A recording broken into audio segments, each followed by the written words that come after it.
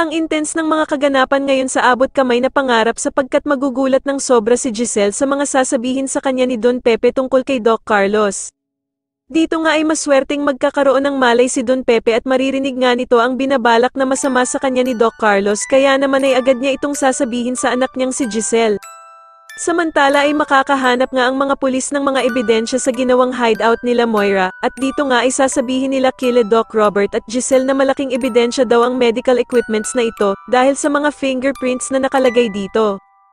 Kaya naman ay takot na takot ang dalawang mag-inang sila Zoe at Moira dahil sa alam nilang malalaman na ng pulis na kanila ang mga fingerprints na nakalagay dito.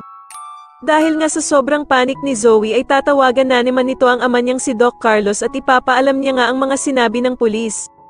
Papakalmahin naman siya ni Doc Carlos at sasabihan niya si Zoe na wag na siyang magpanik at siya na nga daw ang bahala dito. Pero lalong magpapanik nga itong si Zoe at sasabihin pa nga nito kay Doc Carlos na isa na nga daw siyang kriminal sa kanyang paningin kahit na makarecover pa ang kanyang lolo Pepe. Samantala matapos nga ang naging matagumpay na operasyon nila Annalyn kay Don Pepe ay mapapansin nito na gumagalaw na ang daliri ng lolo Pepe niya. Kaya naman ay tuwang-tuwa itong si Annalyn at agad niyang ang sasabihin sa kanyang lolo Pepe na sinisigurado niyang magbabayad daw ang mga gumawa nito sa kanya.